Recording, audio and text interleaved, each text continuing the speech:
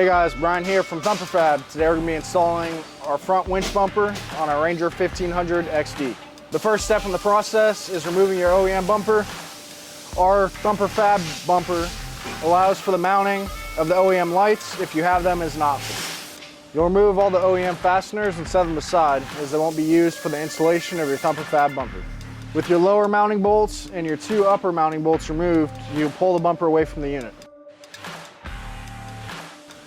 This new Thumper Fab bumper has many different options. It has options to mount your OEM lights, use a big winch bumper, a small winch bumper, and a bull bar.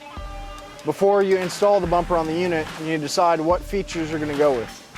For this, we've installed the OEM lights, and next we'll install the bull bar, as we'll be using a big winch bumper.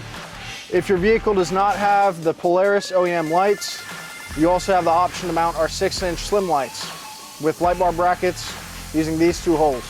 If you choose the 6-inch slim light option, you can use our light bar cover plates to cover the mounting holes for a cleaner look. The next step in our installation process is installing the bull bar if you selected it as an option. Depending on which winch setup you're going to use, you'll either put a shim or the winch cover plate into place before bolting the bull bar onto the bumper.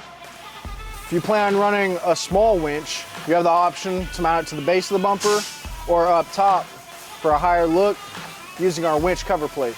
If you plan on running a small winch and want to mount it up top higher than the base of the bumper, you'll have to mount this plate first using the two holes here and your mounting holes here before mounting your bull bar to the bumper. If you have a small winch and you want to mount it up top, first you'll mount the winch cover plate before mounting your bull bar.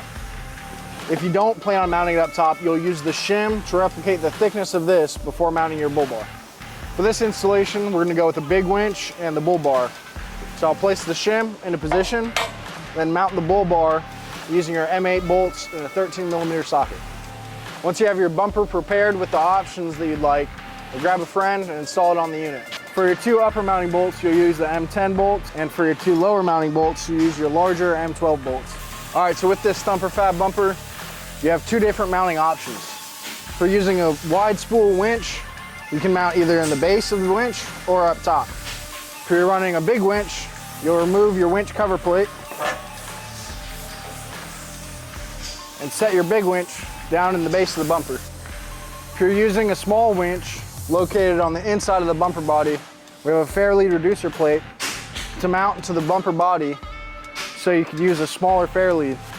So if you plan on running your small winch in the up top location, we have a fair lead cover plate to cover the hole in the main body of the bumper. On this vehicle, we decided to go with the big winch with the bull bar option. So you can go ahead and mount your fair lead. With your fair lead installed, you want to make sure all your bolts are tight. You can wire up your lights and your winch, and you're ready to hit the trails.